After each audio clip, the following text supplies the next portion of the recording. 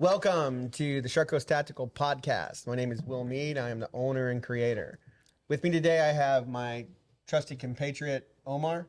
Hello. Hello. And I have Dean. What's going on?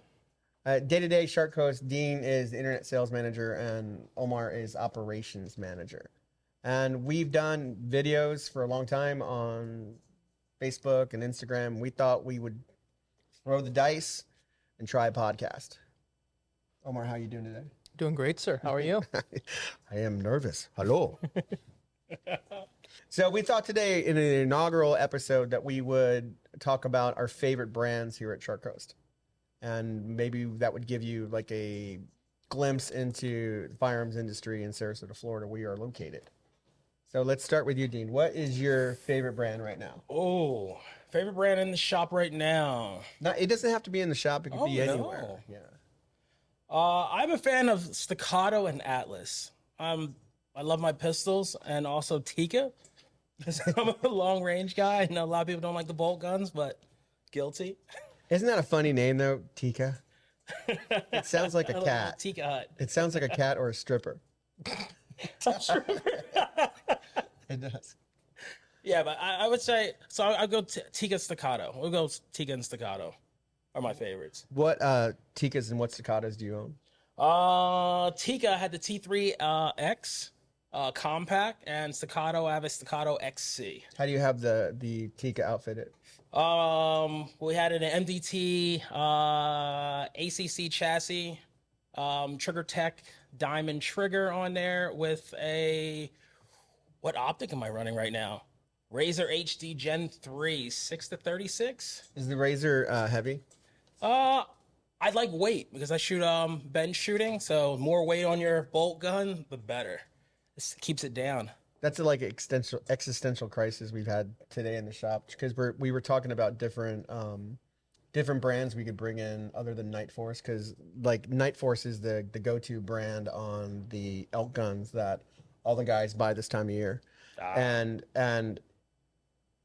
getting Attacker ATCR whatever the one from Night Force, it's kind of a pain. Like you order a couple times a year and then you can wait, and then if their build cycle isn't good, they're not coming fast, and so having a good regular supply of Night Force is challenging. But like Vortex, you can get in pretty easily. The problem with the Vortex is it's just so much heavier than the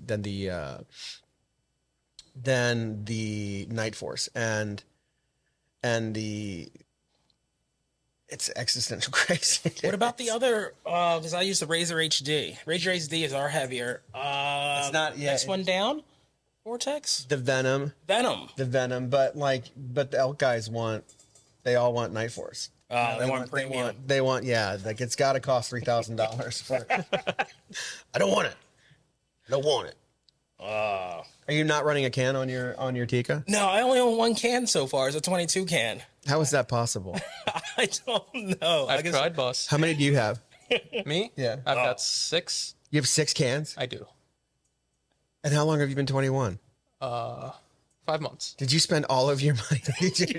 What did you do? Did you save up like every penny? I have been saving up since the day I started working here, and I spent it all on my 21st birthday. When I turned 21. Tell us the cans you have. I've got a Q Thunder Chicken, a Q Jumbo Shrimp. I've got a Q Erector 22. I've got a Dead Air Wolfman, a Dead Air Mask, and an AAC Mini 4 5.56. How did you get that? The AAC? Yeah. Bought it off the gunsmith. Oh, you. Do you know how those came in? They we had those were a police buyback that you can't get that can anymore. And John Hollister was here one time and was like, "I'll give you $500 for that can," and we got them for $150 a piece or something, like just something ridiculous. And all the guys got them, like all those shop guys got them, and Nate obviously saw an opportunity. How much did he sell it to you for? I got a bundle deal. I bought his Daniel Defense M4 off of him, and he gave me a Neotech and the can with it. Oh, wow. That's a pretty good deal. Really good deal. Damn good deal. That's a damn good deal. So, Dean, we're gonna have to probably. Do you have an idea of a can that you're looking for? No. KGM, they're 338. So I would like to suppress my 338 Lapua. So I'm thinking that next. But we're talking about the Tika, so you don't want to go long range and do a can long range. 338 Lapua shoot further in my 6.5 Creedmoor. Yeah, but you did. I know like that Tika, like that's Yeah. your comp gun. That's your go-to long range. But you don't want to suppress that. No, not that one. No. Why? I don't know. I think the cam look cooler on the 338 Lapua, the Christensen arms. I just think it will look cooler. So it's all about the looks. It's all about the looks. You gotta look cool when you're doing something. I'm definitely into looking cool. You have to Hell look yeah. cool. That's like number one before you start anything. Make sure you look cool and then go out and do it. What about you, Omar? What's your brand? What's your go-to brand right now? Q. Q. Do you own a honey badger yet? Not yet. What? I bought a Sig Rattler instead so it could fit in my backpack, but Honey Badger's next. I would say so. So explain why you are so adamant. Like you kind of, I knew about Q and sold Q and was into Q kind of, but then you started working for me and you like brought the Q revolution. I did. I mean, you were like, boss, Q, if you bring Kevin into the store, I will forever love you. You said something like you were really into like when they remember they kind of they were supposed to come that one time and they didn't. Oh, it broke my heart. You told me that Kevin was going to be here, and then the day of, you told me he's in Africa killing animals, and I was upset. I was really looking forward to meeting him. It's true. They Q was supposed to do an in-store event, and we had it planned. And I even, I was supposed to go to Guns N' Roses on Friday and Saturday, and I was supposed to stay in Miami but Q was coming, so we changed our plans. And then 2 weeks before, I called Q, and they're like, "Oh no, we're not coming there. It's on the calendar. You're supposed to be here." No, sorry, Will, we didn't. But I could just be imagining. Tell me, why is it so? Why are you so Q centric? I like companies that put a lot of effort into their quality control and engineering. Q's probably got the same amount of engineers as Sig Sauer, even though they're probably a 10th, 20th of the size. How do you know that? I watch a lot of Kevin's videos. And Kevin talks about the engineers that are inside this place. He anytime anybody asks him why the guns and the cans are so expensive, he goes, "Got to pay my engineers." And everything that comes out of him, on surface level, making something and just saying this is the best is easy, but going and actually putting in the work, the quality control, all the development that goes into it to create a product that's going to be superior, I like it a lot. I think their mounting system, the Cherry Bomb with the Plan B, I think it's genius. I think it's probably the best suppressor mounting system out there. Why don't you think more people? I tried to get Q guys on it today. They're dead air fanatics. Like first they were Silencer Co. Stuff forever, and then they would come in and just throw the mounts at me, and then we got them using the dead air mounts, and they've been using those for years. And then I tried to get them on the Q mounts today, and they just kind of scoffed. And why do you think that there's aversion to it? I feel like a lot of people don't like it because it's not a great muzzle device. If you're going to be shooting your gun unsuppressed, the Cherry Bomb sucks. But it is, in my opinion, who does that? This guy down here. The Cherry Bomb, I think, is the best suppressor attachment system, not necessarily the best muzzle device. I feel like people consider it in a way of, if they're going to be shooting their gun unsuppressed, they don't want it to be a crappy Cherry Bomb at the end. But I see it in the way of, if I'm rocking my gun, it's going to be suppressed. And I'd rather have the lightest and the easiest way of attaching the can. It's the thing I love the most about it is the tapers, because it's got a taper on a taper on a taper. The alignment's always 100%, especially if you've got a tapered barrel on top of that, like the MCXs or the Honey Badgers. The way everything lines up, you don't have to shove a rod down there and make sure everything's concentric. It all just lines up. There's no carbon locking. The threads are under the first taper, so nothing builds up. It comes off and on super easily. And the engineering that goes into it, it takes 20% more force to take the can off than to put it on. So you can get it hand tight and it's not coming off. I think it's genius. I think it's voodoo.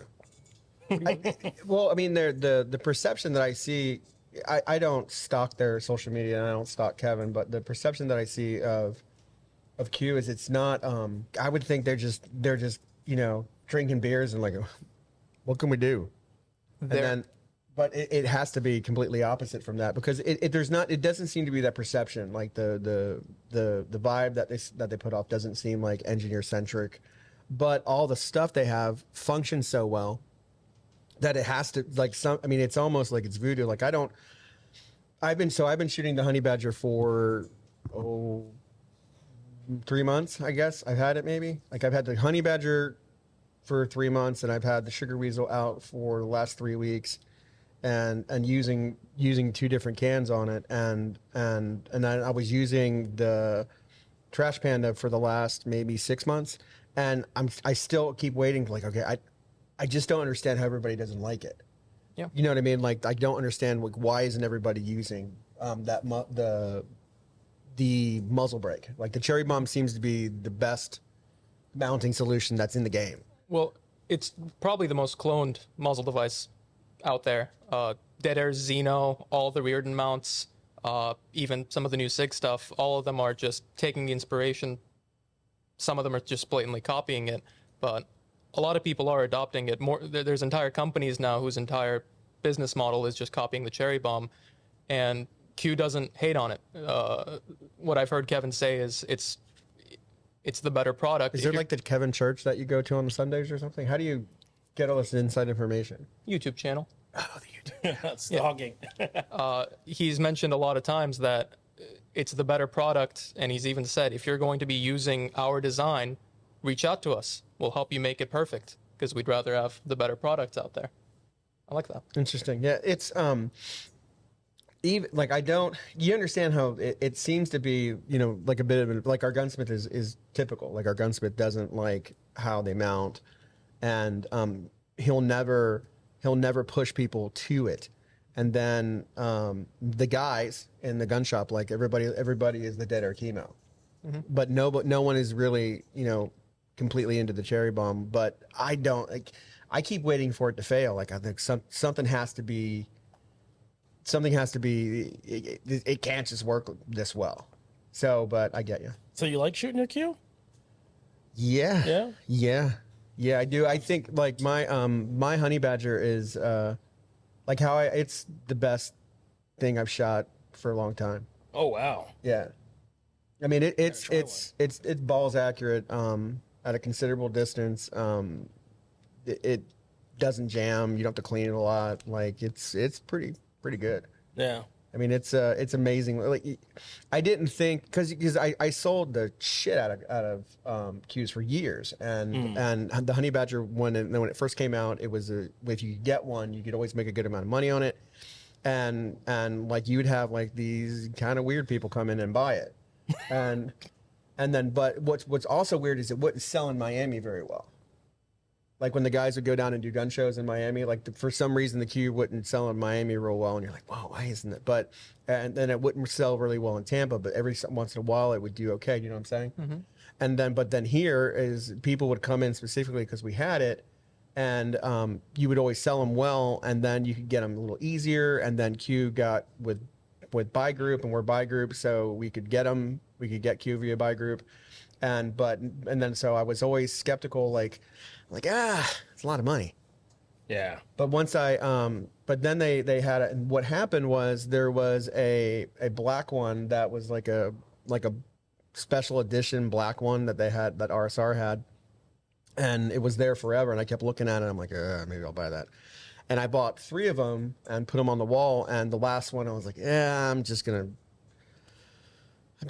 drink the Kool-Aid and take it. And I just took it and I geared it and I took it out and shot it. And I was like, holy crap. And then I was like, yeah, this is really good. I honestly thought Q was all hype. To be honest with think it's hype. Yeah. Like you really think it's hype, and you don't believe it's gonna function as good as it does. And then once you start shooting it, you're like, Jesus Christ. And then the other thing is because usually when something is that good, people will come in and buy it a lot, and people buy Q a lot, but not as much as you would think. Because simply for the muzzle brake alone, you would think that people would buy it exclusively. Like you would want that muzzle brake because, as Omar explained, it seems to be the superior muzzle brake and on the market, and the muzzle brake is such a pain in the ass with suppressors. I mean, So you don't own it. Yeah, I don't.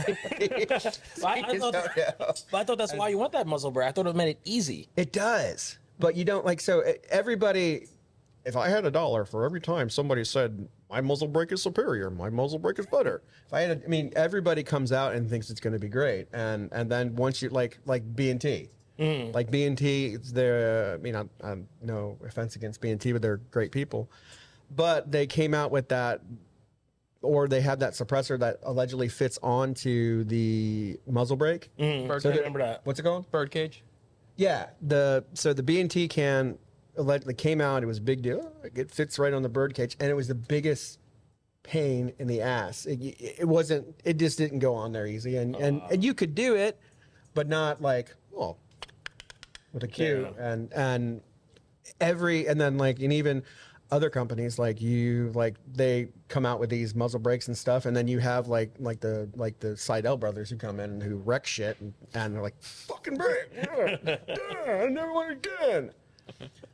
But that's been like, you know what I'm talking about? Yeah. Like, we have these two brothers who've bought guns off us for years, and they break their shit constantly, and they come in and they complain about it, and they'll buy the best shit and they'll break it. And then you ask them, you're like, well, how'd you break it? Well, look, if I can't drop that damn thing off a 30-foot roof and it still works, I don't want it. Like, but you're kind of a millionaire, and that's really never going to happen. You're not going to really ever have to throw your suppressor and your rifle off of a roof. But what if I want to?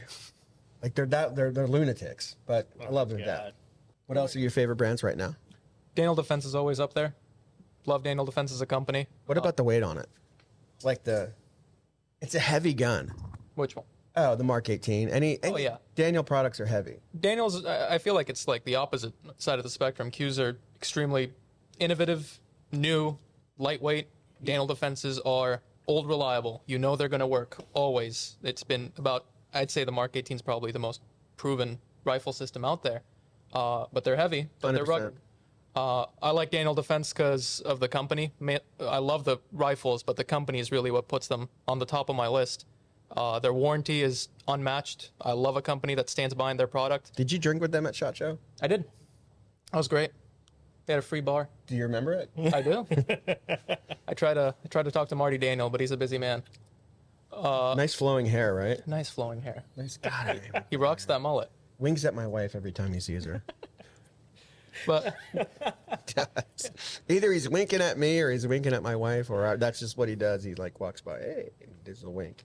the best example I can think of is with a new H9 that came out there, Hudson pistol. Right.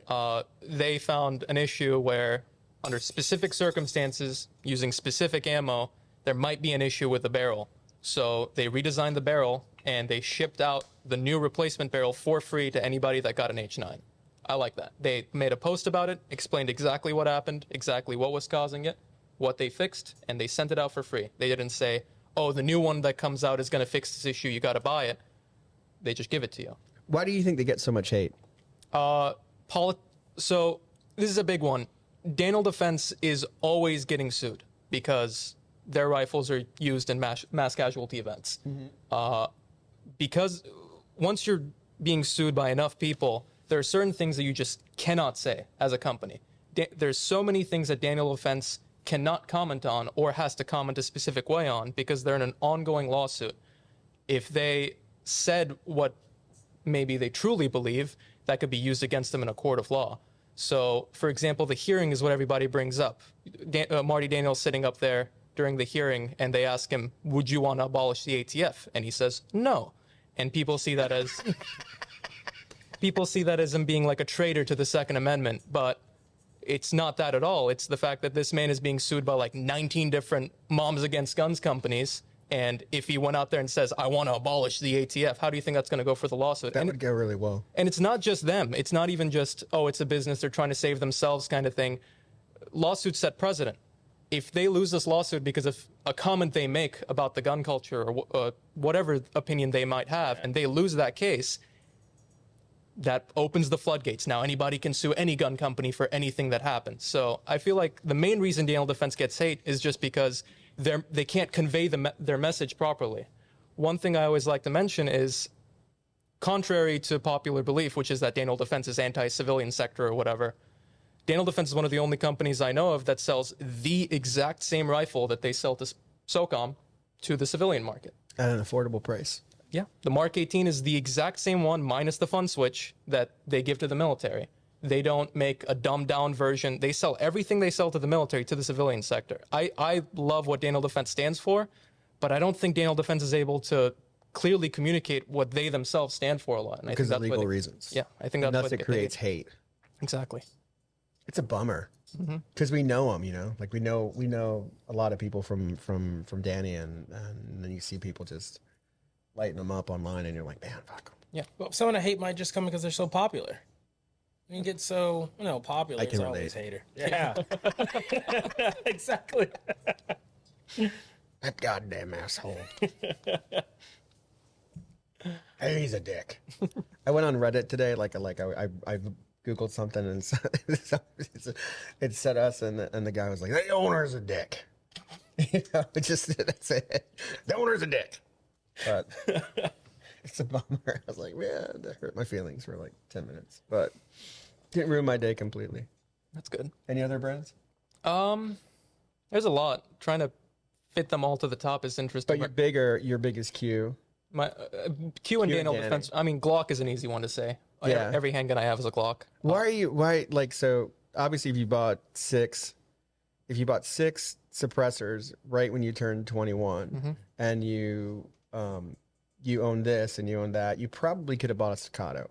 But I noticed that, like, when we go shooting, everybody else is shooting Staccatos or different things, and you're just Glocks. You have a Glock 17, right? Do you have a T-Rex slide? It's a ZEV slide. Why do you have a ZEV slide? It mounts my SRO super low, which I love. I don't like the plates. I don't like the MOS system from Glock. I think their plates are too. They need to be thick to be durable. Why but don't you just have us cut it? I don't know if we make a cut that goes that low. The one on the ZEV slides, it goes so low that it's literally touching the ejector, basically. So it's as low as you can get the SRO, which I really like. Okay. I'm not into ZEV. Same. That's the only ZEV thing I own. But I love my 17. I love my 43X. Yeah. I love Glock. Yes, I probably could have bought a Staccato. You could have bought a Staccato. I could have. I tried to talk him into it. I think at the end of the day, I didn't know which Staccato I would get if I did get one. I mean, it's pretty. Yeah, but I'm not going to concealed carry around a, however many dollar handgun. Just, I don't want it to end up in an evidence locker. I can part ways with my $500 Glock if something happens. I understand. I don't know if I can part ways with my CS. I understand. I think if you got into a tiff and you had to give your CS up for evidence, I'd give you one. And the cops would shoot it too. They just would. sitting there in the locker. When we invented a plate for not for Staccato, but since the Staccato plates are so expensive, we went and prototyped a plate. Remember, like, you've got one for your SIG on yours. Like, we did that, and I gave it to like a group of cops. I gave my brand new C2 to a group of cops to test, and with the new plate, and it was brand new, and it was so nice and pristine, and it came back like used, like a $2 hooker. It was so bad. It was just used and abused, and I gave them like 1,000 rounds of ammo, and I gave them the gun, and I'm like, here you go, and they didn't even say anything like, do you mind if we really beat the shit out of it? No, they just took it and abused it. Just ran her. Just abused it. And the great thing about it came back really well worn in. And I was like, all right, that's kind of cool. But I mean, it's, you ever get something back from somebody, one of your friends, and it's like just really abused, and you're like, what did you do to it? Yeah, it hurts inside a little bit. It hurts inside, right? See, that's why I like Glock. I mean, if I had a Staccato that came back like a $2 hooker, I'd be pretty upset too. But if my Glock comes back with some scratches on it, so what? It's all right because she's for the streets. She's for the streets. I think my go-to brands right now would be me. I'm really into Q2. Like I like Q a lot right now. Like I took one of their uppers and I put it on one of our full auto lowers, and we're having a lot of success with that. I like the jumbo. I think what about like how the jumbo shrimp is like the secret can? I love the jumbo shrimp. Well, all right. Have you ever had somebody come in and say, I want the jumbo shrimp? Nope. Never. 0 times. Never. Like, Everyone I've sold, I had to recommend. you've never, no one's ever come in and said, I'm looking for this. I've never seen videos.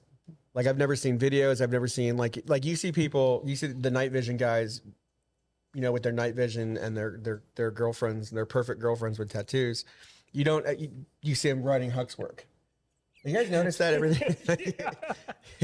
I got a night vision company, and my girlfriend's an Instagram model. She's got really bad tattoos, but she's hot. Buy my night vision. Okay.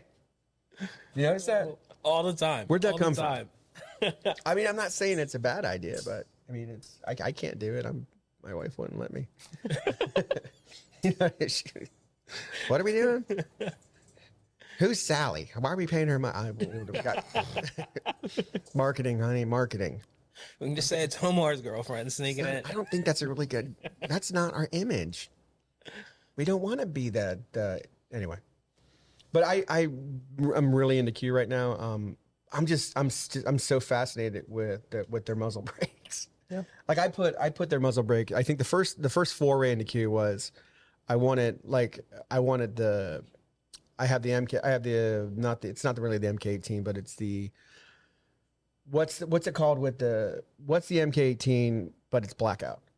The DDM4 300S. Okay, that one. That one. I've got that one, and I'm thinking it's a heavy gun, and I wanted the lightest can possible, and I think I was going through them, or maybe I was just copying you, and I was like, I'm going to try out the Trash Panda.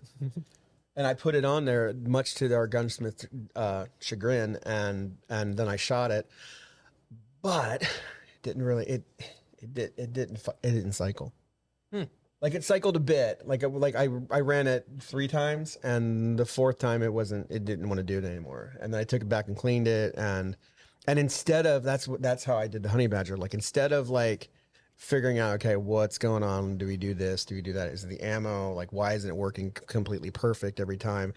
I was just like on the wall, and I grabbed the honey badger, and then I was like, let's just try this. And I switched all my stuff over, and then the next weekend I ran the honey badger with the aim point. And I was like, Jesus Christ, this is the best combination ever. Mm-hmm.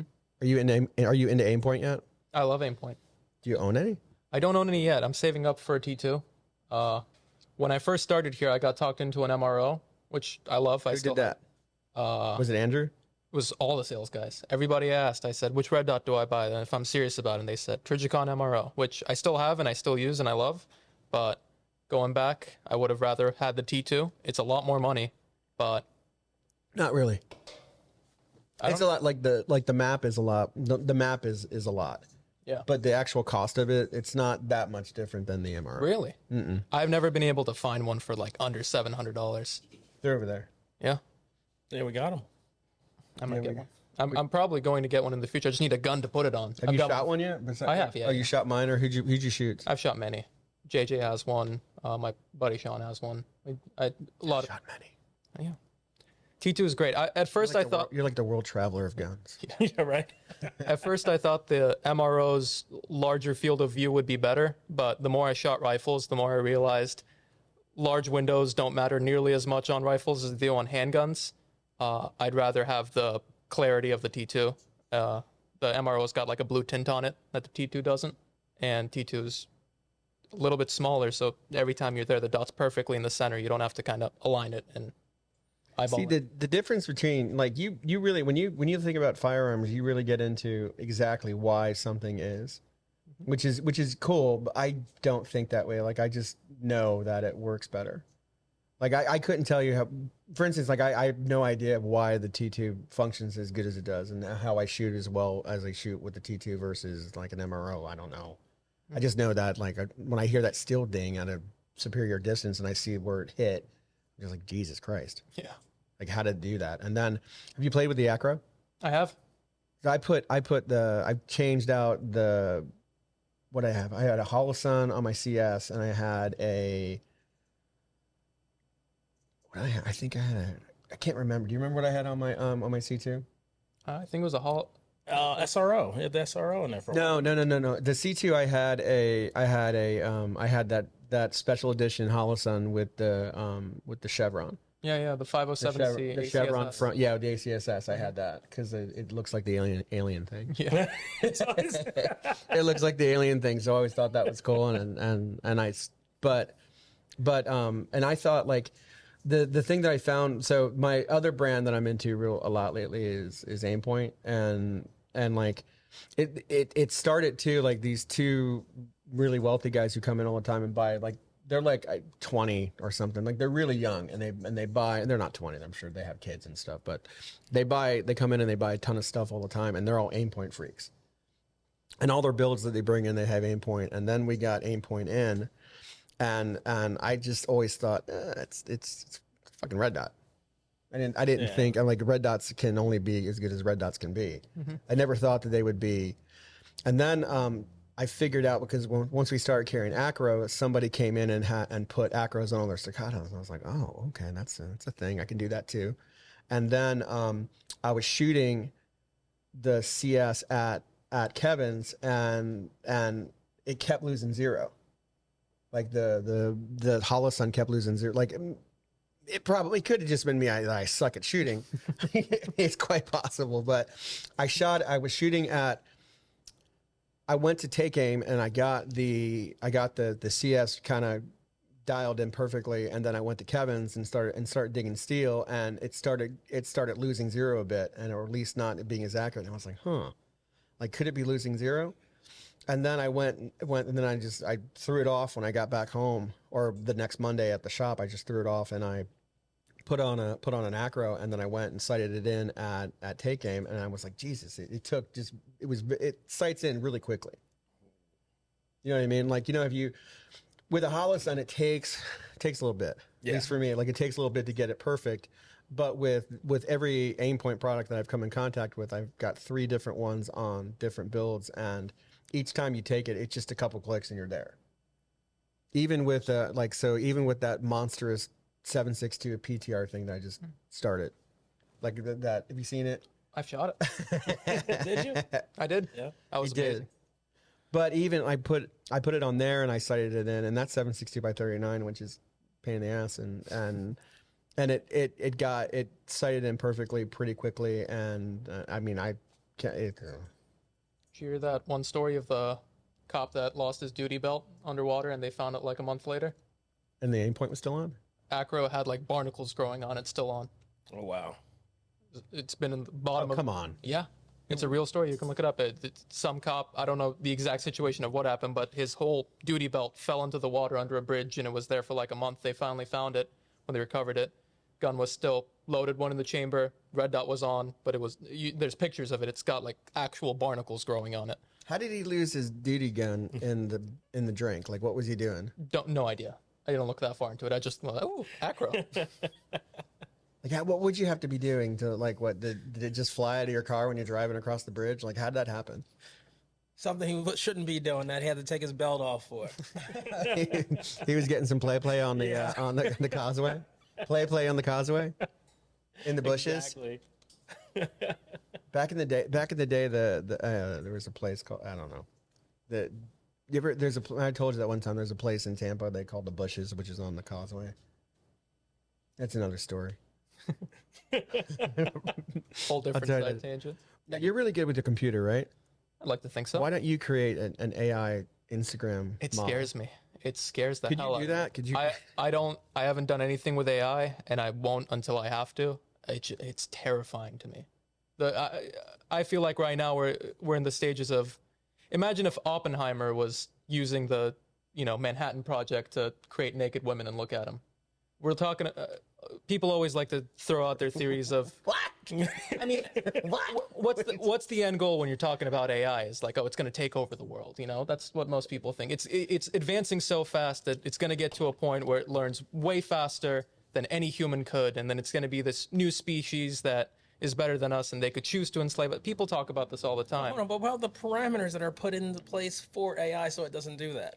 It hits those walls and it stops. If It a can't go human, past its coding.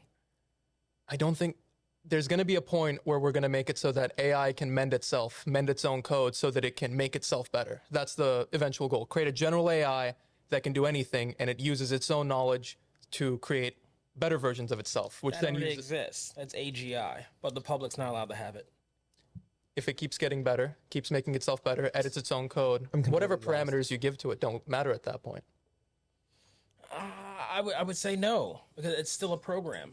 Programming can only do what it's programmed to do. So Unless- if you put a wall there and tell it you can't go buy this, it won't go buy that. So Dean, I forgot. You're a computer guy too. Yeah. You build computers, right? Yes, Why don't you build computers and sell them to people? I do. I do, Mr. Me. You absolutely don't pay me enough. Of course, I have to build and sell computers to feed my kids, my non-existent kids. No, but I think AI is great. I like it. I Scares the hell out of me. absolutely like it. What do you what firearm do you think that you want? Like what is your next plan? For firearms? Yeah, well no, like so every gun nerd, gun person, gun dork, whatever, everybody's got like a plan, like they're working on, like stuff they're working on. Like I just hand stuff to the gunsmith and say, I want to do this. You go do it for me, and I give it to Nate, and he like sources the parts and just does like whatever. Like last week we completed an AK, which is pretty cool. Mine would be my Christensen Arms 338 Lapua. Where'd you get? Was that one of the used ones you got? Yeah, here? I got here, yeah. So I would like to upgrade and change almost everything out. I just pretty much wanted the action off that gun, so I really would like to do that gun all the way up. And what was it called? The Springfield 2020, right? Oh, yeah, the 22. Yeah, the 22 we have on the wall over there, the bolt gun. I felt that, and I want it. Have you heard, 22 bolt gun. have you heard about the Walther, or is it the Hammerly Arms 22? No. Like Omar bought one. It's got explain the action. It's a toggle lock, so Toggle lock. it's like a bolt action, but it kind of how a Luger works, where the top comes up on the side. Right. It's just a straight pull. You pull it straight back, push it straight forward. Kind of hard to understand, right? Yeah, it's cool gimmick. Why do you need it? It's just regular bolt gun. Oh, it's the quietest thing you've ever not heard. Bolt gun's going to be the same. No, I don't know about that. I've well, heard the bolt guns. doesn't move. It's amazing how quiet Yeah. it is. It's amazing. But the one thing that happened, what happened to it? It rusted. The barrel, the rail, everything metal on that gun. Everything is brown rusted, right? now. Yeah, it's completely brown. But it's On yours? yeah. On mine, yeah. You Have just to- got it. I just got it. I left it in my room for a day. I came back from work that night and it was brown. It was brown. I'll take the 2020s. Yeah. I mean, it's. I knew like when it came in, I was like, man, something's got to be different. Something's got to be up with this thing.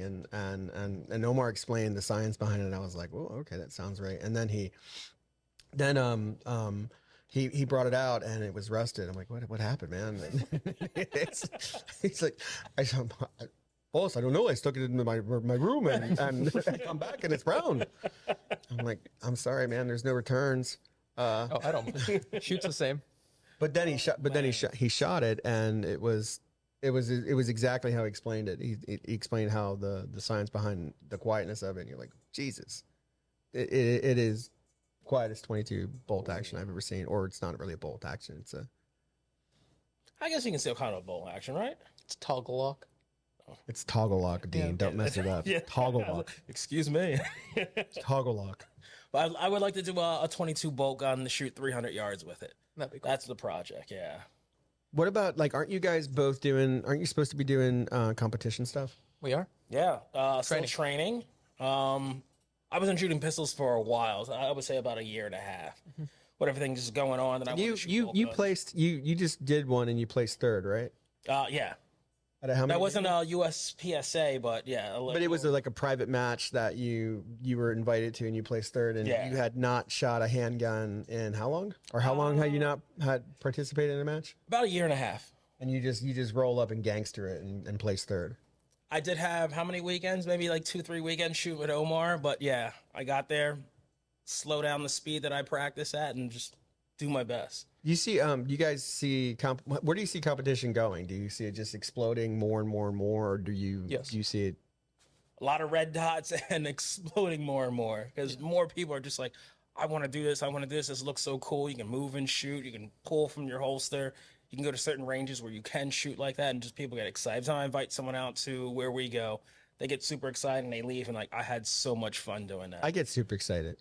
You should come do that. Get a holster on and I would. I would. When you set up those little things we did at Kevin's, and we had little things, and you're like, so do you know what he did? yeah, he showed me videos. Yeah.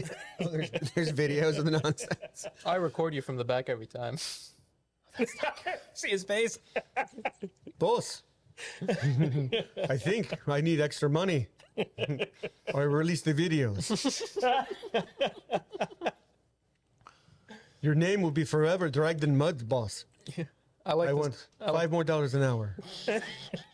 Paid vacation 2 weeks. We get vacation? We do. Crazy. Yeah. Do you get? Are you have you used your vacation? No, never. Oh, you should use it. Probably should. Did you use it? How many years have you been here? Almost 3 now. Oh Jesus! You never. You get a week a year. I like the work, boss. Okay.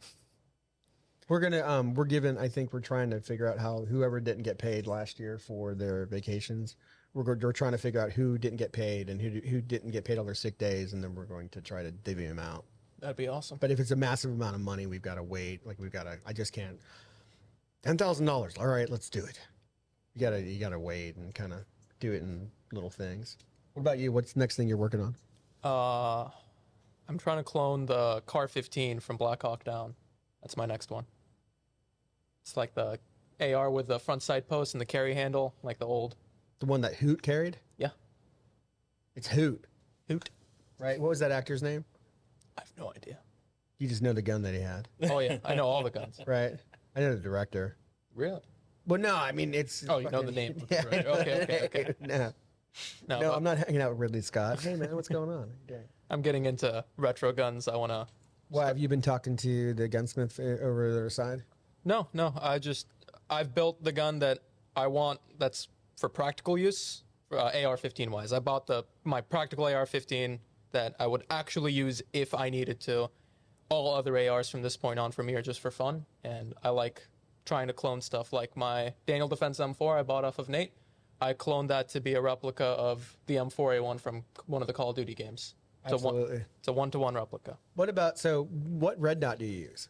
Like what red dot was he using? What was on that gun that was in Black Hawk Down? It's an Aimpoint 5000, which is definitely not the one that I'm going to get. Are those even available? No, you can still buy them used, but Buy them used. they're older style red dots suck. The dot on it is like, I don't even know, like 12 MOA or something. It would cover up your target when you went to go for it, and the battery life sucks as well.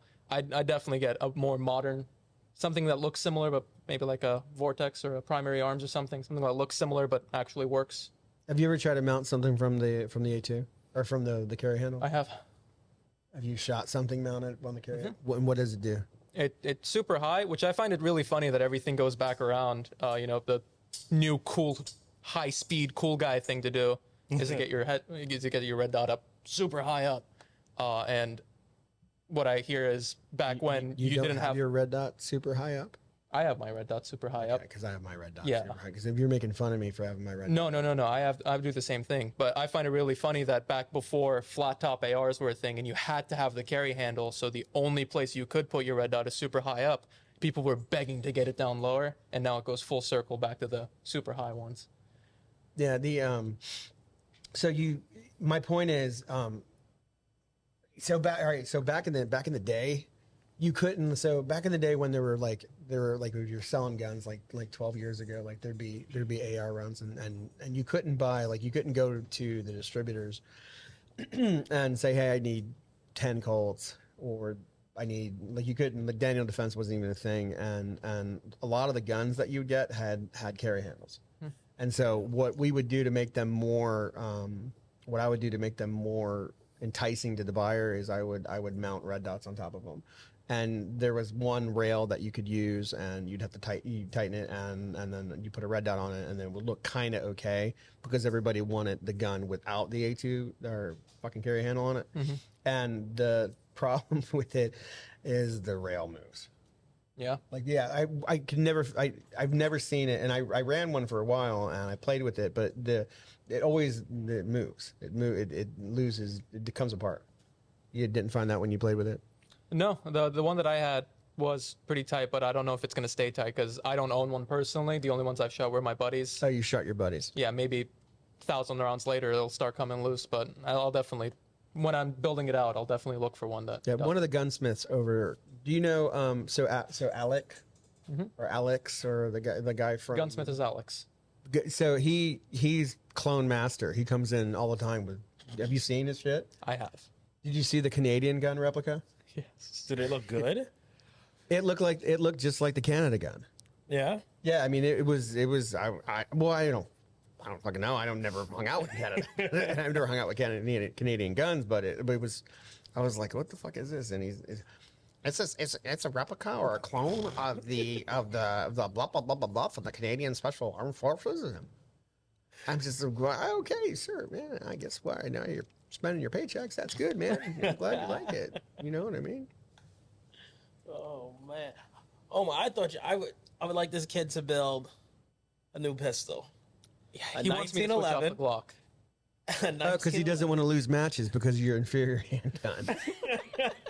That's why he's thinking strategically. He's like, Well, He shoots so well, he would slay with a proper gun, and shoot limited optics. yeah.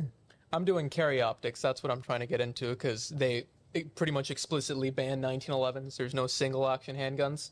So it puts me in a little bit more of an even playing field with a Glock. But he really wants me to get a 1911 or 2011. Yes. You probably I mean, you shoot really fast, but you're not as accurate as you think. I see it, and it's boom, boom, boom, ding, ding, boom, boom, boom, boom, ding, ding, a lot. Or are you just practicing? I'm just practicing. Whenever you see me out at Kevin's, I'm pushing myself to try to get to the speed I need to be. This is something that Dean taught me, which is great having him as a mentor, is always hitting your target with every round means you're not pushing yourself enough. You're not going to get faster from that. You go as fast as you can, even if that means you're getting D zones or C zones, and then you keep doing that and working it till you can tighten up that group. And then when you actually go to compete in a real tournament, you just slow yourself down that 5%, that 10%, and then you'll always hit your target. Because it's easier to slow yourself down than to speed yourself up.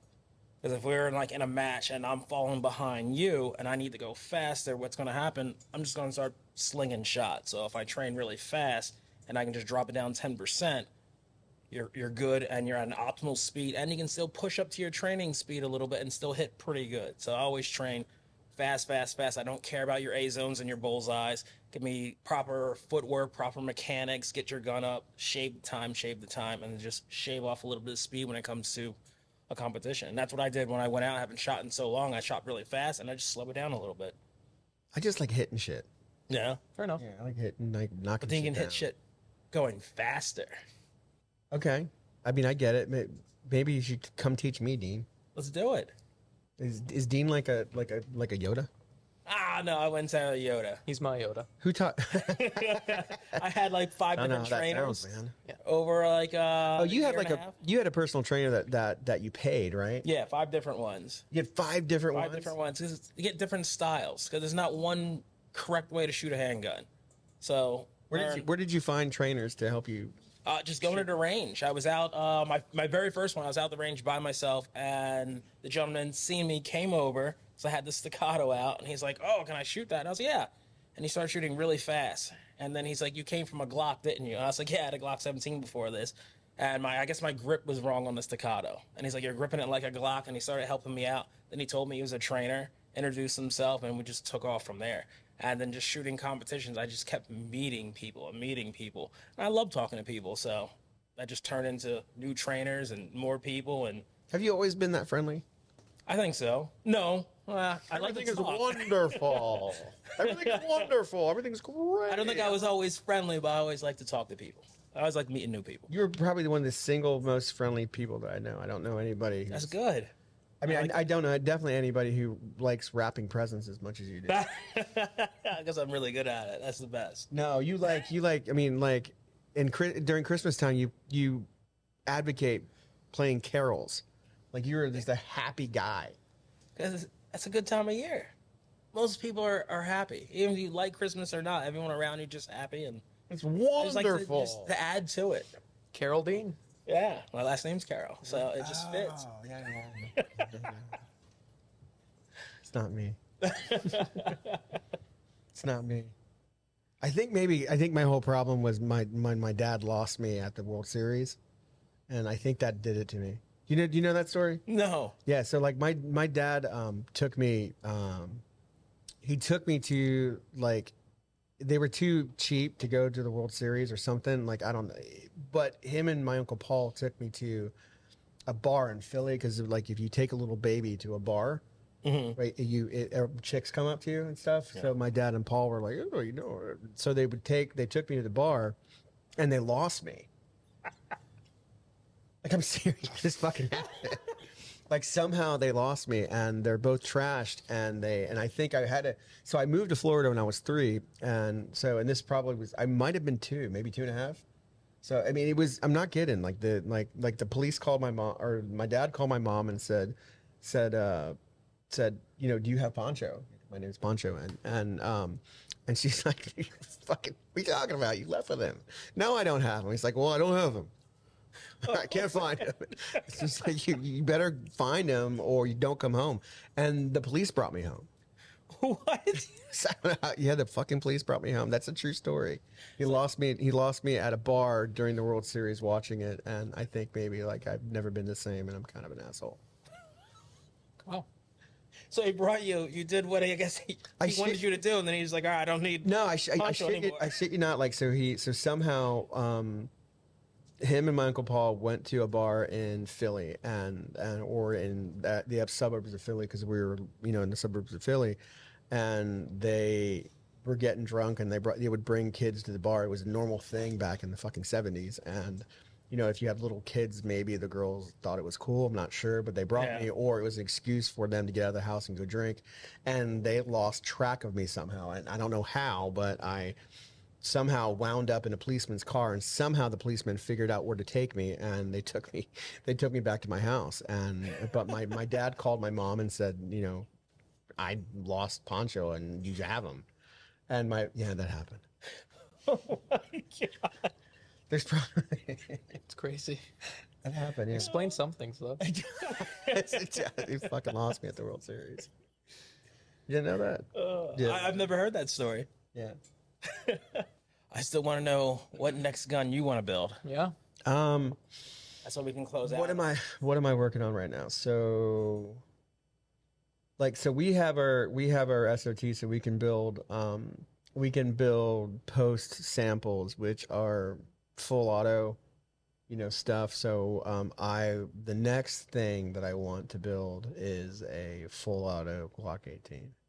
That's a great idea. For purely demo purposes for police and military. But that's like what I want to do. That's the next thing but that's like the next goal. Like I really want to build, like if I'm going to work myself to death, I at least have to have machine guns. Right? Good trade-off. It's a good trade-off. Yeah. But so that is the thing that's in the back. But I'm presently going to trick out my 4570 Marlin. Oh. No, I'm tricking out 2 things right now. So really, I have parts on the way from Ranger Point Precision to trick out. I have a what's it called? Sentinel.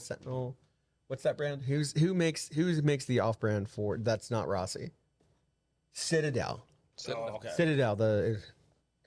Your cousins. Are they? Well, they're from Turkey. Yeah. Okay.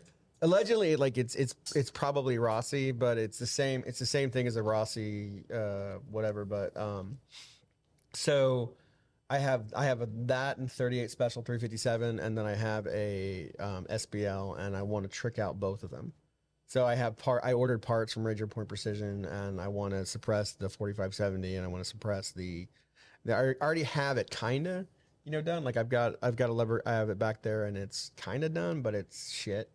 And like I went back there and I saw the flashlight I have, and I'm like, Jesus Christ, who put that on there? That was you. Well, I'm like, yeah, why would you let me put that fucking hunk of shit on there? I'm like, well, that's what we were selling at the time. It's never, and God damn it, if it's not a surefire, don't put it on my guns.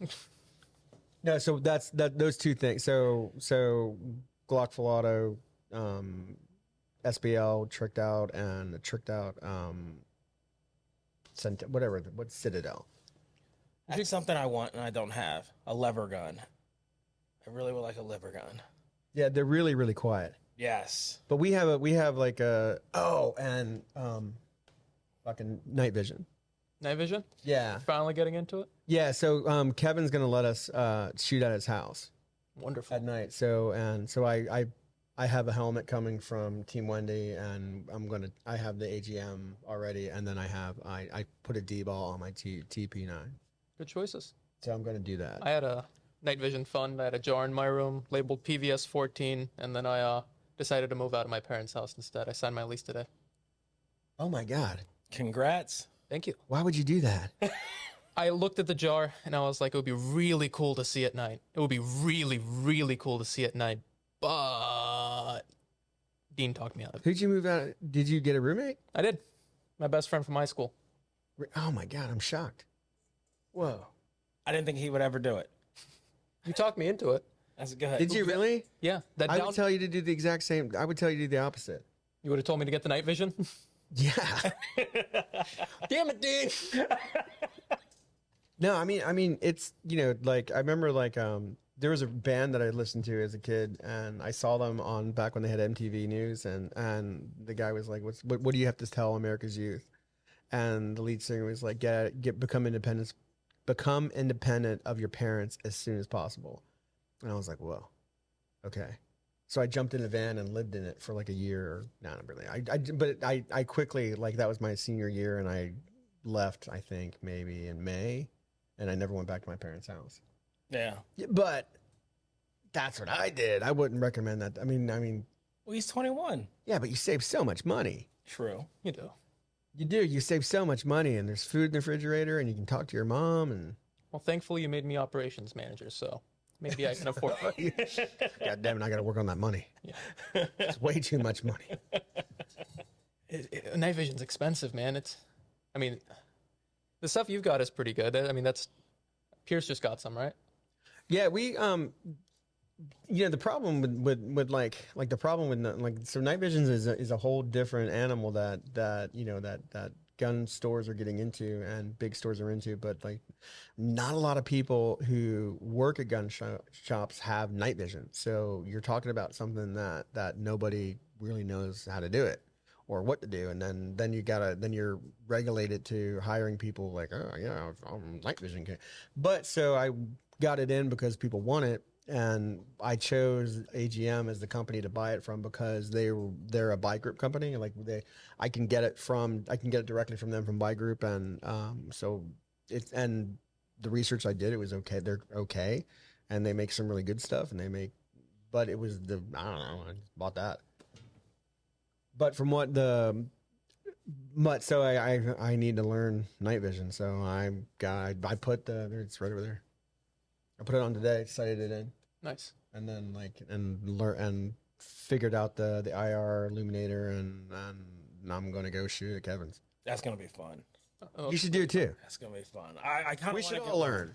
I kind of want to I looked through Pierce's, and my God, you could see everything in detail. I didn't know night vision was that good. and think about it. That's one of the cheapest options on the market. Is it? I thought. Oh wow. Yeah, no, night vision, the highest end stuff that you can get is $48,000. And that is life-changing to live I want through. that night vision. I don't know what it's called, and it outlines thermal. Yeah, You ever see that? overlays. No. Oh, Will. That- Yeah, look, I'll show you the video. So you can get a tiny little piece that goes onto your night vision, especially if you have like the binoculars. It'll go right here, and you can set it up so that it detects when the heat is coming from a person and outlines the heat. So you're looking through your night vision like normal, but if you see a person, they're outlined like it's a video game. It sounds like witchcraft. It is witchcraft. No, night vision is magic. I just want to be able to shoot at night. No, I mean, I really just want to, like, it drives me insane that I don't know everything about something that's in my store. Like, I want to know everything I can possibly know about a certain product in my store so I can give it to people. But Love to talk to you about it sometime. my friend, I know everything about night vision. Would you like to talk about it? For a fee, perhaps half off, No. I will teach you everything you need to know. He's going home tonight and looking at all the YouTube videos. Oh, I already have. I've got all of mine picked out. I know what I'm getting. What are you getting? When I have $10,000 I can spend, I will get L3 RPNVGs, which are binoculars that pan out to give you more field of view.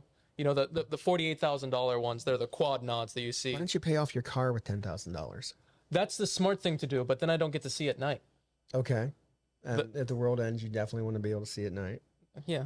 Are you going to have it? So I get it. Like if the world ends and you have to use night vision, what do you do about batteries? Have a lot of them. Have a lot of them Have saved? a lot of them. Or just start raiding houses? I mean, Surefire makes the rechargeable ones, which are. I don't want your toilet paper. I just want your batteries. Stand back. You can get those charging stations from Surefire with their rechargeable lithium batteries. And carry that in your pack? Yeah. How do you recharge?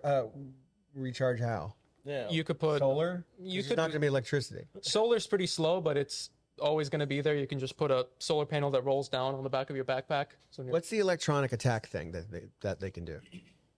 EMP. Oh, EMPs? So will an EMP attack negate night vision? Yes.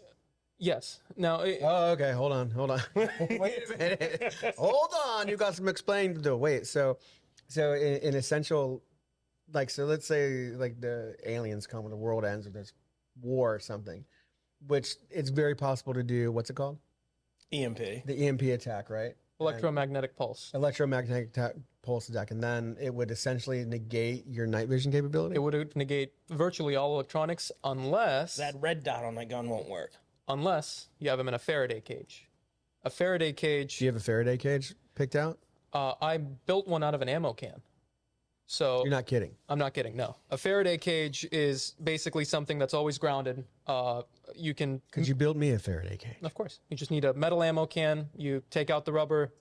You put cardboard on the inside, some aluminum foil, and then you put a grounding wire on it and ground it. And if an EMP happens, anything inside of the cage is good. So I'd eventually like to have a lot more of them. But if you're serious about prepping, you could just have like a bunch of Faraday cages in your garage. With lots of batteries. Lots of batteries in them, night vision, optics. Dean, do you have Faraday cages? No, I do not. No. No. Lori, do we have any Faraday cages at the house? So the God, I guess I should get back. Maybe I should not be so dependent upon irons or red dots. You learn to shoot natural point of aim with a red dot and you're good. Okay. So Train that too. you I just know them as the $40,000 ones. The quad nods, the GP quad and nods, VG18s from L3. It's like 44,000, right? Yeah. So those are the ones that SEAL Team 6 used to kill bin Laden. That's why they're, Allegedly. yeah. They have 4 of the intensifier tubes instead of the 1 on the monoculars, the 2. Gives you huge field of view. There are Gen 3 white phosphorus. They're amazing. The ones that I want to get are Have you basically. seen them anywhere? I saw them at SHOT Show. That's it. I've never seen them outside. So of when that. you got to SHOT Show, did you run there? Was that one of the first places you went to? Yeah, one of the first things I wanted to do was go into one of those dark rooms. Some night vision companies built like these rooms in the middle of their show that was completely dark inside. Oh, that was amazing. Right. So I'm sitting there, not even being how that. I'm sitting there working. God, I wish I could just have a sandwich in your night vision. It was the best week of my life. Your night vision. Best week of my life. Like you guys are playing with night vision and the simulators, and I'm like just dying for a sandwich and a Mountain Dew and slinging shit, and then you're like, "Boss, the night vision, we should get it, huh?" It was so fun. It was so fun. So fun. Yeah, we're going back this year. Am I?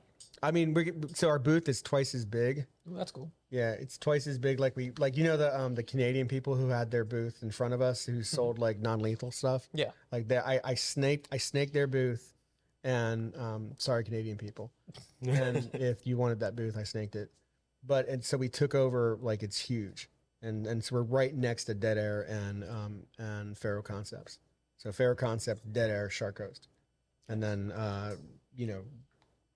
the shirt people, Retro rifle right behind us. So it should be, but we have to take 10 people probably. But you have to work this year, Lauren. You just can't go there and not work. And play with Seriously? night vision. I said you can't just go there and play with night vision. I played with everything I wanted to play with. Unless No, we do. We have to go. Like this year, we're gonna have to take probably like 10 people because we were over. We didn't have enough people with like 6 or 7 last year, and the booth is twice as big. And then even like, and then also we're building an office, like there's a meeting room at the end at the back of it. That's cool. Because remember, like people kept coming by that I had to talk to, and I couldn't talk to them because you guys like, well, you weren't there, but like all the tables were full of people buying our stuff, and then like distributor would come by, hey, how you doing? Can we sit down? No. I think even we were sitting down with some distributors, and like these people were like, look, I want to buy a ton of shit, and I'm like, okay, you're out. I'm like, what? So yeah, but yeah, we're not we don't know exactly who we're taking. But we got to take like 10 people this year. It'd be a lot of money. It It's sucks. a lot of people. Do you want to go? No. You've had your fun. Yeah, I had a great time when I went. I had a great time. That's like I think when we got home, I told it was one of my best trips. It really was. Even Sarah had a great time. It's just work, a lot of work. In Vegas, though. That is a lot of work. It's yeah. It's a lot of work in Vegas. You're right. There's always a good thing. It's still a ton of work. Best week of my life. I didn't get to go to Raspberry Krispies or where did you go? I plead the fifth. What was it called? Raspberry Krispies? Spearmint Rhino, right? That's it. Spearmint Rhino. That's it. Didn't you lose your credit card in the couch? I did. I got it back though. You got it back. How did your Well, I moved the couch, and then there was like 19 other credit cards and a lot of cash. Also, I think they probably designed those couches specifically so your card just suck slips your through. card Yeah. and your cash out of your pocket? I opened this and I'm like, I have a choice to make. I could grab any of this, or I could just leave it there. So I grabbed my card, I picked up all the cash, gave it to the lady, and walked out. I had to miss my flight last time I came. Last time, like when we left SHOT Show, I had to it took they lost our crates. Like, so we had they lost the 4 crates, and then, oh God, it was horrible. But I was getting on the plane in the morning, and the shipping person called me and said, dude, you got to go back. And because the thing is filled out wrong and you got to go back. And I had to miss my flight, and it sucked. Sorry. It's all right. It's all right. I didn't get to walk around at all either. You didn't walk around at all. I walked around very little, man. Like, it sucked. I went to NRA this year thinking that I could, kind of see everything that I missed at SHOT Show, and it just wasn't the same. There's so much for how long at NRA? It seemed like you just went and came right back. I walked the whole booth. Like, I walked the whole floor, and I did it in hours. Like, I walked by, I would walk by. I got to one section, and then I was with Dan and the fence, and they were like, oh, what are you doing? I'm like, yeah, I gotta go, and I would left, and every booth I would get to, and I would start talking to people I knew, and then I'd have to. So I just zigzagged and went through the whole thing and checked out everybody I wanted to check out and see everything that I wanted to see, and then I was done. And then I went to lunch, and then I saw business associates fucking drinking and shit. Yeah. It's crazy. So I had lunch with I got done with NRA, so I could have walked around NRA longer, but my feet were hurting just enough.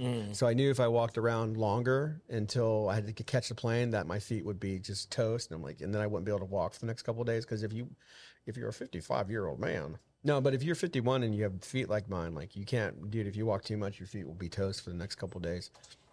So I knew that if I would walk around more and try to catch anything that I missed, my feet would probably hurt a lot. So I was like, what can I do? Let's go find a steak. So I went to someplace I thought I had a steak, and there wasn't a steak, but I saw these people we're doing business with lately, and they're all drinking, and they're like, hey, come on, sit down. Yeah. I was like, all right. So I sat down with this famous company, and they're just getting wasted. Not really wasted, but they were drinking buckets of beer. And just time went on. They didn't seem drunk at all, but they must have had they had a number of buckets of beer, and they're these pretty famous companies. I'm like, whoa, all right. Hey, you want a beer? I'm like, no, I don't drink, man. What? But and it's it's 4:00 in the afternoon. And you're like, dude, don't you have to? And I'm thinking, no, you guys have to work till 6. Because at shows you get to the trade show and you work all day, and then when we work trade shows, we don't have enough people. We're like, oh yeah, go have lunch. No, it's our go run, get a sandwich. get a Mountain Dew for me and whatever else you need. Here's the credit card, but don't you come back right away. Because people will come and buy stuff and or whatever. And so, but then you work the show until 6, and then you go to cocktails and dinner. And so you're out into, but these guys must have been drinking from 3 o'clock until 10:30. Oh, they're professionals. Yeah, I called them. I was talking to them today. I'm like, hey, is that like a requirement? Like, you did work in the gun industry, you got to drink until 10:30 at night? And they're like, yeah, you can't hang, you can't have a job. I'm like, all right, man, shit. I wouldn't be able to hang. I think they're kidding though. I don't think I think it's not, but it's the old school gun industry. Like people just they fucking party. Not me though. Do you drink? Sometimes, Oh. not a lot. I What usually about- only drink with dinner. You know, if You eat dinner every day, right? no, like if I go out to dinner, like Okay. I like going to Longhorn. They got those $5 Jack and Cokes. I'm a lightweight though. I'm a tiny guy. I don't have any tolerance. One of them knocks me out. 2 of them I'm wasted. Oh, really? Yeah, so $10 I can get wasted. It's pretty fun. No, I mean it's cool. It's you're. But if I do it a lot, then it's going to start costing more and more and more and more money to feel that way. So I keep it specifically to like only when I go to Longhorn. Longhorn. I love Longhorn. They got great I like steaks, too. I like Texas Roadhouse. It's a good one. My wife never takes me there. Why not? I don't know. She never takes me there. I really want to go though. It's far. The one in Sarasota is way far, so we never go. But it's my favorite. You get the fucking prime rib with cheese. I get the prime rib and I put cheese and gravy on top of it, and it's oh my god. It's, You don't go just because it's far? yeah, I don't go for it because it's far. I don't like to go far. Fair enough. Like I like to drive. Like when you know my house is 2 blocks that way, and I drive here, and then I go home, and then I drive to Kevin's, so I go shoot, and that's my life. Are you into traveling? Me? Not me. You're the same. Dana? Are you kind of the same way? I'm the exact same way as you. I don't want to go far if I don't have to. Like you like driving your vehicles and stuff, but like you're kind of a homebody, aren't you? Yes. Like I'm you like- home more than anything. I swear to God, I bet you have slippers. I really picture you like you've got you have slippers and a robe and a pipe. And No I bet pipe, no robe. I bet you've trained your dog. Jimbo. Roscoe. What's his name, Jimbo? No, it was always Roscoe. No. His name was Jimbo. I didn't change his name, I swear. I think that Roscoe. you know the custom gun we have. It's called a Jimbo. Yeah. I'm pretty sure that I thought your dog's name was Jimbo, Oh my God. Was and that we named it after that. supposed to be the mini Roscoe? Yeah. I thought his dog's name was Jimbo, and we named the Jimbo after your dog. Or Jimbo was some dog we ran a charity for, but that's where it either came from that name, like the Jimbo. The Chattanooga exclusive. Wasn't Jimbo that big dog? I can't remember, but we named it after a dog, and I thought Yeah. your dog. I always think your dog's name is Jimbo, but so we have the Thrasher build, which is named after Thrasher. We have Ghost, which is named after Ghost. We have the Bear, which is named after those are all dogs we have. Yeah. I mean, I always thought like your dog was named Jimbo first, and then when you named it Roscoe or something. No, that's not what happened. No, that's not what happened. But still, I think that you train your dog to bring you slippers and your pipe, and then Sarah comes out with like a plate of food. No, not at all. I like Then being at home, but that because I'm doesn't thinking happen. like, how can such one person be so happy? I mean, I envy it, know. but you know, I have no idea. I just don't want to be mad at things. if you could bottle that and sell it, you could probably quit working here. $2 million idea. Like huh? if you could make a podcast or something. So everything is wonderful. It starts with wrapping presents on Christmas. If you could learn how to wrap presents as good as me, you can create a serene feeling inside of your brain, and that will result in you never getting upset. Unless something bad happens to one of your family members. Then all bets are off and I am upset. But beyond that, every day is beautiful. Every meal is simply wonderful. you Life learn to is rap. wonderful. Buy It my could be a snake good oil. start. Buy my snake oil. Right? And I think it starts with Jimbo, the dog, running up with the pipe in his mouth, and just looking at your pipe and then somehow slippers. Like, I don't know how he does both, but you know what I mean? So my dog's bringing me a pipe, a robe, and some slippers. Exactly. Yeah. Like, I think maybe you have like a bird train, like it comes, like it comes with the robe and its Oh, man. talons. Maybe I'll work on that. Let's Like see what we can do. I get home and there's a pile of dog shit in front of me. Hello, hey, look at this. You know, my dog Thrasher he's been trained to he jumps up on my pillow and pisses on it every time. Oh my, he's trained to do that? No, I think Lori did it. He's a dad now. I swear to God, like he waits till I leave, and if I don't close the door, he will run up and piss on my pillow. He's getting fixed on the 29th. How are the babies?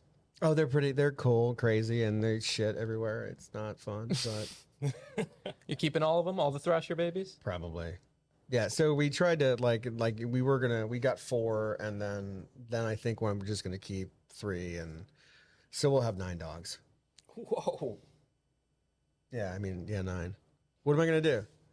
People keep trying to get one of the puppies, and then I ask, I'm like, all right, how many dogs do you have? And I'm like, I have a 80-pound Doberman. I'm like, yeah, that's not gonna work. Do you have a small dog? Are you willing to buy another small dog? What if I give you money to buy a small dog? Because if the puppies go, I want the puppies to be in, like, it has to be in a pack environment. You know, like, it can't just be, I don't want them just to be the one dog. It needs to be multiple dogs or multiple something, so there's some type of pack.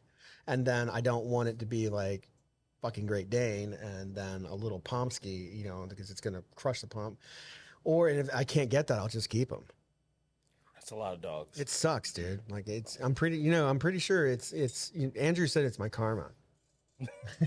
It's like, obviously you were a dick really bad back in the day, and you're paying for it now. That's why you step in dog shit when you come home. I'm like, but I'm nice, kind of. What do you? No, you had to be the dick because every time you these things happen to you. You know, it's your karma. I'm like, thanks, Andrew. You just fucking ruined my year. I appreciate that. Buddy. Yeah. Chris needs a dog, Absolutely. and he has a pack environment right there. Yeah, he won't know what it's so funny. Like, you have, like, so puppies are a really neat experience, and I would not trade it, like, the experience we've had with puppies, other than the smell that is permeating in my house now. But like puppies being born, and it's a really cool thing. And when you have puppies and they're born, everybody comes out of the woodwork and they're like, oh man, can I have one, you think? And you're like, yeah, no, maybe. And because you look at everybody like they're a fucking creeper. You know what I mean? You're a puppy creeper. And then finally, when you're ready to give them away, when you're ready to give the puppies away, nobody wants it. Oh, no, I'm not taking one. No way, man. I mean, everybody who acted like they wanted a puppy, like Frank was, boss, I'll take it. Like, when can you take it? I'll take it tomorrow. Are you sure, Frank? Oh, absolutely. My wife loves it. She wants one. She asks it for every day. And I'm like, all right, Frank, here's the phone. Call your wife. Okay, I'll call her right now. And he calls her up, and sure enough, they're talking. She's like, huh? No, Frank, we need to talk about that. No, no, don't bring home a puppy. Okay. I'm sorry, boss. I'm sorry. That's a great Frank. Yeah. I'm sorry, boss. No, that happened. And then yeah, no. So it's yeah, puppies are, yeah, no. I don't recommend it to anybody. Get your dog fixed. Yeah. So look, we appreciate you guys watching.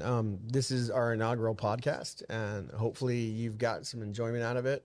You can always meet us in person, come to our gun shop. It's Shark Coast Tactical in Sarasota, Florida. We've been around since 2011, opened up our shop in 2012, 2013, and we're still here. We've got pretty much everything. It's a great place, a great environment. You can check us out on Instagram and our YouTube page. Remember to smash the like button and follow us and tell your friends about us and look for our next podcast.